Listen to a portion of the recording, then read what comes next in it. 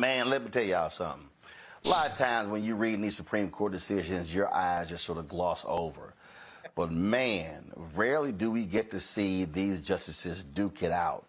Judge Ketanji Brown Jackson, she wrote this here, and it may not be if we have the full control room, but she said the majority and concurring opinions rehearse this court's idealistic vision of racial equality from Brown forward with appropriate lament for past indiscretions. But the race-linked gaps that the law, aided by this court, previously founded and fostered, which indisputably define our present reality, are strangely absent and do not seem to matter. With let them eat cake obliviousness, today the majority pulls the ripcord and announces color blindness for all by legal fiat. You know what's funny to me? She has all of this to say about affirmative action, but had not a damn thing to say when they asked her what was a woman. Absolutely nothing to say. Now here, this beautiful woman, beautiful black woman, black empowered woman who was a daggone the highest judge you can be, could not answer what a damn woman was, huh? It's because sometimes she chooses political correctness. Sometimes she chooses to shut the hell up or I'm gonna get in trouble. And sometimes she chooses to get on the side of fight the power. Let's go against them. Yeah, I got a whole bunch of people in my corner. Let's go get them, guys. Let's go get them. BS. That's the end of it. Come on now, you're faking right now. You're faking like turkey bacon. But deeming race irrelevant in law does not make it so in life. And having so detached itself from this country's actual past and present experiences, the court has now been lured into interfering with the crucial work that UNC and other institutions of higher learning are doing to solve America's real-world problems. No one benefits from ignorance. Although formal race-linked legal barriers are gone, race still matters to the lived experiences of all Americans in innumerable ways. And today's ruling makes things worse, not better. How do you know? How do you know? How do you know that today's ruling, 4 days ago ruling, make things better? I mean, worse, not better. The people that you used to tout, the people that you used to follow, the people that you used to look up to, the civil rights leaders, a lot of them did not want affirmative action. A lot of them just wanted to be left the hell alone. They just said, you know what? We can do things equally if we're just given just leave us alone and let us do our thing. That's why a lot of people back then had 2-family households. A lot of people back then were homeowners. A lot of people back then were taking care of their communities without a whole bunch of killing of one another. Church going, God fearing back then. But for the people that said, I just gotta have my baby, my black baby, go to a white institution, please. They gotta go work for a white country. If they not working for the white man, if they're not going to the white school, they're not gonna be as successful. They need to integrate. Why can't I go to school there? We need to go to school there. Why you not letting us in? We need some affirmative action. Put us to the front of the line. That's what y'all need to do. Y'all need to put us to the front of the line. That's what you used to see. See, that's the part right there. That's that two-sided ways of thinking right there. I don't understand that at all. The best that can be said of the majority's perspective is that it proceeds, parentheses, ostrich-like, from the hope that preventing consideration of race will end racism. But if that is its motivation, the majority proceeds in vain. If the colleges of this country are required to ignore a thing that matters, it will not just go away. It will take longer for racism to leave us. They're not ignoring a thing that matters. They're just not pushing you to the front of the line because you are that thing that you believe matters more than anything else, that you believe should matter more than anything else. And ultimately, ignoring race just makes it matter more. Y'all, she was in the pocket today. Can you say Clarence Thomas was a little hot? Let me just read for you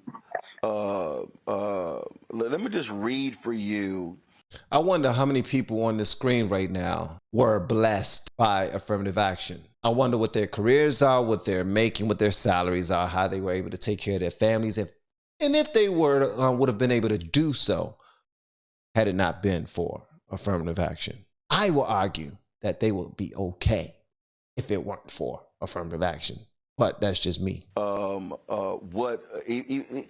Roberts was so mad, Clarence couldn't fight his own fight, so John Roberts had to come defend him. He writes, that is a remarkable view of the judicial role, remarkably wrong, lost in the false pretense of judicial humility that the dissent espouses is a claim to power so radical, so destructive that it required a second founding to undo. Justice Harlan knew better. One of the dissent's decrees, the view in view of the Constitution, in the eye of the law, there is in this country no superior, dominant, ruling class of citizens. There is no caste here. Our Constitution is colorblind and neither knows nor tolerates classes among citizens. That was the Plessy v. Ferguson decision. John Roberts literally used the Plessy dissent to try to slap down this black woman on the Supreme Court. Ain't nobody trying to slap down no black woman. The black woman chose to speak up on a black issue because that's where people like to speak out the most. It's like, okay, I know I'll be covered. I can speak about this. She couldn't speak about a woman issue, but she can speak about a black, so-called black issue. No, we need that one. We can't succeed without it. Why are they removing this? No, we need affirmative action. Somebody tell them they're making the wrong decision. Come on, tell them, please tell them. They're making a bad decision. We're moving backwards. Life is over for the black man. Life is over. That's right. That's right. Really, y'all? Now let me find. So I got to read to y'all how clueless Clarence Thomas is. So check this out. He goes, Hey, how about you show his text the same exact way that you showed the other justice? I mean, show that one, because clearly we know what side he's leaning on, but show that one and read it the way he meant for it to say before setting it up to your black diaspora group who are going to be leaning in the negative already. There's no affirmative to anything that he's about to say. They're already ready to slap him down because y'all done already drew the narrative that he's an Uncle Tom and he's against y'all, which is foolish. Justice Jackson would replace the second founder's vision with an organizing principle based on race. In fact, on her view, almost all of life's outcomes may be so hesitatingly ascribed to race. This is so, she writes, because of statistical disparities among different racial groups. Even if some whites have a lower household net worth than some blacks, what matters to Justice Jackson is that the average white household has more wealth than the average black household by a long shot. Okay, that wasn't his opinion. He writes, y'all, this is what Clarence Thomas said. This lore is not and has never been true. Even in the segregated South where I grew up, individuals were not the sum of their skin color. Not the sum of their skin color. In order to believe that you are the sum of your skin color, you got to buy into that narrative. People who didn't become justices.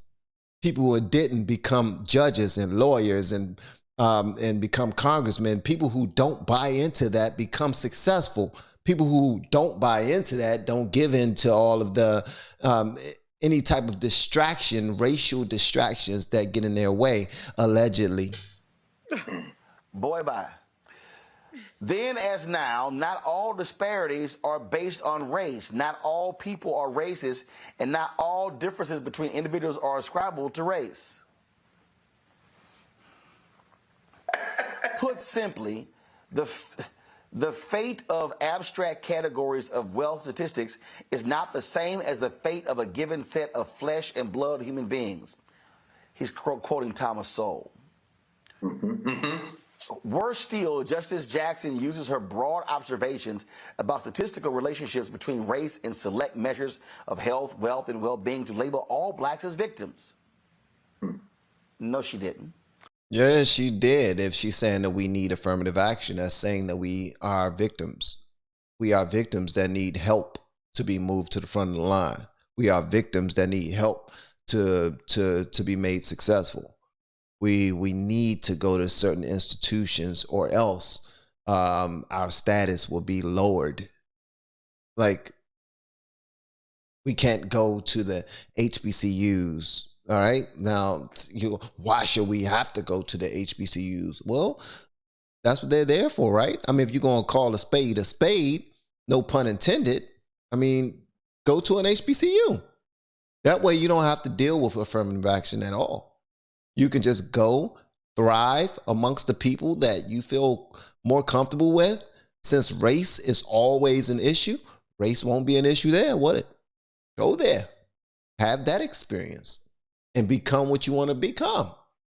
Don't think that, oh, they're only hiring. I want to be a judge, so I have to go to this one school. If I don't go to this one school, I won't become. That's you not believing in yourself. People have gone far in life, extremely far in life, without having to give into what they believe they need to do in order to achieve certain things. You are calling yourself a victim when you're saying that you need help in order to get out of a certain type of circumstance that you are naturally born into. Her desire to do so is unfathomable to me. I cannot deny the great accomplishments of Black Americans. Lord, now let me, while I'm looking for this, Greg, help me out here. Yes, sir. What page you can Judge Jackson, page numbers on the PDF? What pages you reading from? I don't have the page number up. No. Okay, not a problem. What I'm looking for right now with Brown Jackson is when she made, y'all. She said, footnote 103. Footnote 103. I think what you look. I'm just going to paraphrase it, Greg. When she said, "This boy's arguments are so stupid. I don't even have enough time to blow them out the water." Yes. She literally said his straw man arguments. Yes. You look. I think you probably look at. I'm sure you are. In footnote 103 of her concurrence. I'm sorry, of her dissent. She destroys him. This is very important. And again, listen, y'all. Black Star Network, nowhere else. I just want to just pause here and make this observation, Roland. I know some of y'all think Rachel Maddow is brilliant. Maybe she is, maybe she isn't. I'm not sure. But I know some of y'all think that Rachel Maddow is brilliant. Who thinks she is brilliant? I don't god daggone think she's brilliant. And how in the world you are a Afro-American studies teacher at Howard University, but yet you don't see the power that naturally lies in every individual, including but not limited to African Americans? For some strange reason, you will still encourage your students to support affirmative action when every single day at Howard University and other HBCUs, historically Black colleges and universities, you encourage them to be empowered and to understand their worth, their natural worth. But then on top of that, tell them the importance of a skip the line pass. That's what you're telling them. You're worth everything. You are from the motherland. You are the best thing since sliced bread. Your melanin is worth the price of gold times 10. But you need affirmative action if you want to get somewhere in life. You're gonna have to use that affirmative action. You're definitely gonna need it because the white man ain't gonna let you get it. They ain't gonna let you get it by yourself. You're gonna need that affirmative action to get that job. You're gonna need that affirmative action. Yeah. Make sure that they hire, make sure they meet their quota of 5 Black people at that federal job. 5 Black women. Make sure that they accept 5 Black men in them white institutions. Come on, bro. How are you empowering these students and you're encouraging them to believe in this whole skip the line jazz you talking about, man? What in the history of black news media, where have you seen a host read from Supreme Court opinion and dismantle it in black media? This ain't the hee hee ha ha reality television. This is a different thing going on right now. And I also want to thank you, Roland, by the way, because not only were we able to interview Corey Robin for the Black Table, we interviewed Professor Kermit Roosevelt at the University of Pennsylvania, who wrote a book on that second Reconstruction. Only on the Black Star Network are you going to get behind this noise to deal with what Ketanji Brown Jackson is dealing with. In footnote 103, what she says is Clarence Thomas made up an opinion in my name and then attacked it. So she says Justice Thomas's prolonged attack, ante at pages 49 to 55, responds to a dissent I did not write in order to assail an admissions program that is not the one UNC is crafted. She called that MF as chasing a pink elephant. She said, so what is the pink elephant? A pink elephant argument is when you say, don't think of a pink elephant, and all you can think of is pink elephants. She says Clarence Thomas made up a concept of race in his mind that he's obsessed with that doesn't exist in reality, and then he tried to make me up to attack me, and then she dismantles him. Clarence Thomas is sick. And Ketanji Brown Jackson was on him like Omar was on everybody in The Wire. She brought the pump shotgun for his ass. I think that's probably what I think might be that footnote you're looking for. Footnote 103 is on page 20. Oh, no, right. I love this here, Reese. She says, Justice Thomas ignites Justice Thomas ignites too many more straw men to list or fully extinguish here. The takeaway is that those who demand that no one think about race, quote, a classic pink elephant paradox, refuse to see, much less solve for, the elephant in the room, the race-linked disparities that continue to impede achievement of our great nation's full potential. Worse still, by insisting that obvious truths be ignored, that they prevent our problem-solving institutions from directly addressing the real import and impact of social racism and government-imposed racism. First of all, everyone that's in that panel right there, Roland Martin definitely included, y'all are hypocrites, bro. Because and that's cool, because we all are in some way, shape, or fashion. We all are. Like, we don't put the same rules on the public that we put on our families. We don't, or our friends or people we hold near and dear to us. All right. I say that because she's talking about, how dare Clarence Thomas try to say that race is not an issue when race is always the elephant in the room. All right. In this great nation of impede the achievements of our great nation's full potential. First of all, just so y'all know, there is no Black American out there who teaches African American studies or always want to stress race relations who believe that this nation is great in the first place. All right. So for her to say this great nation's full potential, the race-linked disparities that continue to impede achievement of our great nation's full potential, that right there is her. She's dancing. She's doing her part so that she can be on both sides. She's playing both sides with that statement right there. And they just want her to keep on doing this, like, yeah, get him, yeah, get him. Because to them, it's just fodder. It's something like, it's just entertainment to them. It's somebody who supports their side, which is the left. Everyone on this panel, completely the left. But they call themselves the educators of African Americans. But they're supporting the most racist side of politics. I don't understand that. And then they're allowing her to just say whatever the hell she want to say about Clarence Thomas, when he just simply saying, look, stay focused, run your race. You don't need affirmative action. Keep going. Like, you keep on focusing on race, you're going to keep losing. The people that get ahead in life, they don't focus on that. It's all about what you focus on. What you focus on, it will draw that type of energy toward you. What? They love this fighting. They love it. Yeah, we got a Black woman who got the same job as you, equally intelligent, probably way more, because we know how you got your job. If you supporting the right, we know you had to sell out at some point. You sold out. But we're talking to a woman who can't even say what a woman is. She was birthed a female, but she can't say what a woman is. So this is the one we're talking about right now. We need to use her testimony to go up against another gentleman who is also black, just so they can say like he has inside of his his title, Justice Ketanji Brown Jackson torches Clarence Thomas over affirmative action ruling.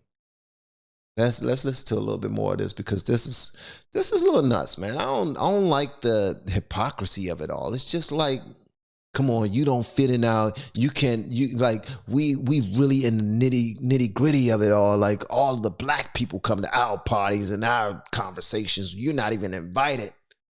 I bet Clarence Thomas would tear their ass up in the conversation, but he choose to take the high road, bruh. And they not choosing that way. They just want them to fight about it. They want Ketanji to go ahead and tear him up in text, but ask her what's a woman. See if she can do that too.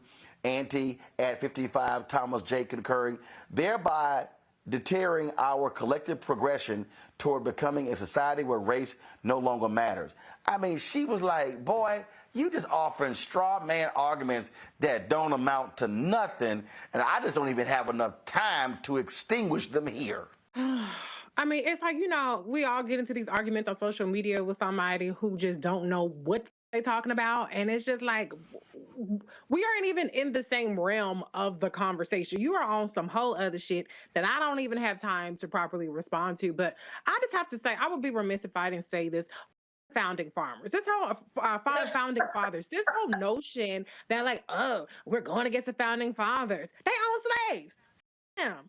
Man, that stupid ass vision. This was not a race blind country. This was not equality for all country, unless you buy into their notion that enslaved people are not in fact human beings. So it's absurd, and it's gaslighting how these white supremacist justice, including Justice Thomas, try to sit up there and act like they are showing deference to the notion of color blindness by invoking people that did not see black people as human beings, let alone women as human beings. That's a whole nother story too. So I just think that we're having a discussion on the terms and with notions that were bullshit from the very beginning. All right, so here's the thing.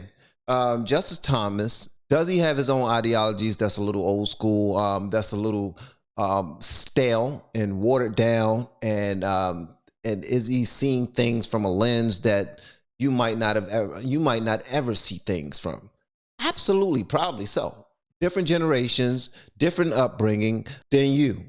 He probably would never go into a conversation filled with individuals knowing that it was going to be recorded and do all of this cursing back and forth. And I know you're an intelligent young lady, and you can communicate your part without all of the BS and F the founding fathers and F this and F that. We all know the story. We all know the story. We all know how this country was brought up. We all know how this country was built. We all know the old rules. We all know the new rules. But the old rules are no longer the new rules. All right? And you keep on saying you don't fool with the founding fathers. You don't fool with the country like that. You don't fool with races and all this other stuff. But you clearly support the Democrats who support exactly what you claim to be against. But you would never admit to that, because you want to sound like you're blacker than everybody, and I'm blacker than black, and blacker than black. You can communicate your position without all that. You know you can. But wouldn't you rather have an older gentleman tell you that you can do just as well as anyone else in this country without having a skip the line pass? Wouldn't you rather that? Rather than saying, speaking to someone who says, no, you're black, you're going to always be held down under someone else's thumb who just so happen to be white, because you know this is a white country and white people will always hold you down no matter how far you go in this. What type of hope do you have? What type of healing do you receive from that victimhood that you carry around in your back, inside of your pockets, in your bra, and inside your hair and everything? You just carry it around with you. You never put it down. What's up with that? That makes absolutely no sense to me. Like, you're clearly angry.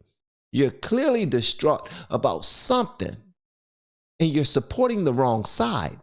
And continuously you see the same things coming from that side time after time after time, but you still pay for it. You're paying for it. You're paying for it. You're paying for it. But yet all of you are talking about Clarence Thomas is the daggone fool. Clearly y'all are the fools. In my opinion, I don't ever claim to know everything at all. We all have our own perspectives, all right?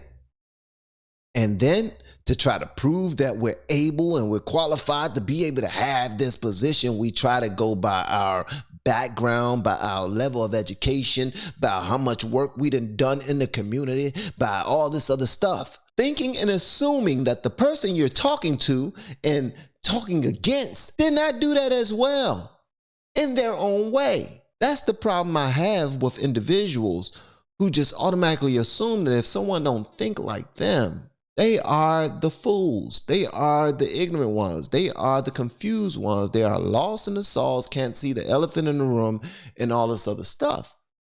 Maybe if y'all listen, you will understand that a lot of people that you held up as heroes who passed on, who died prematurely because they was trying to start a movement that was way too big for the moment at the time, that someone had to take them up out of here, unfortunately. That they were communicating the same message I'm trying to communicate to you right now. We didn't need affirmative action. But then you say, whoa. A lot of people was helped by affirmative action. Judge Clarence Thomas was helped by affirmative action. Ketanji Brown was helped by affirmative action. This person, that person, this person, and that person.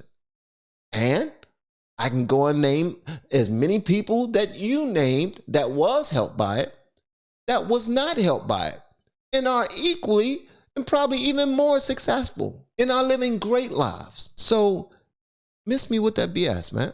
And to carry them forward is just delusional, but it's intentional. It's working as designed. It's going to have the impact that they wanted to have.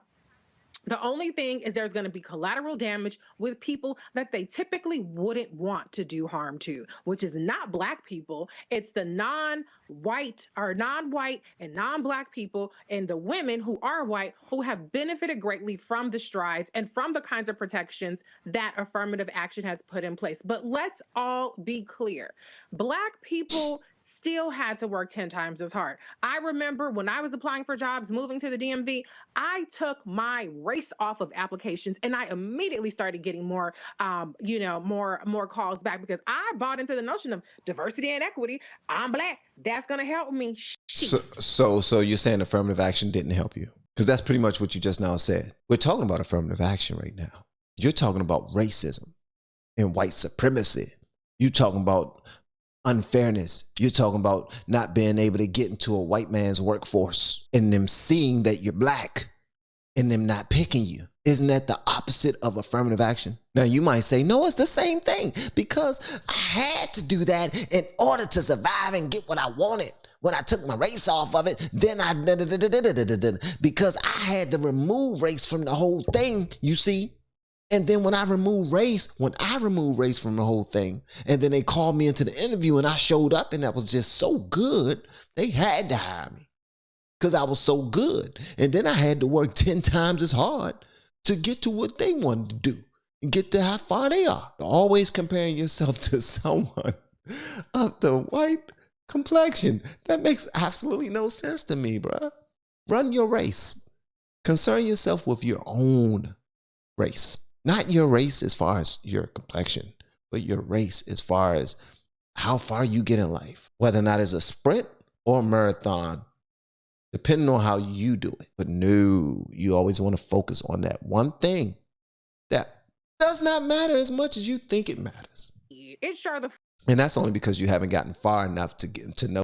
didn't, as soon as they didn't know if I was a Black girl, I got all the damn calls. And so we know as Black people in this country, when we're going for a job, when we fill out those applications, if you check Black, you definitely not getting ahead, despite what these white propagandists and racists have been trying to tell us and shove down our throat about how diversity and inclusion is disproportionately impacting us. It hasn't. So go to hell.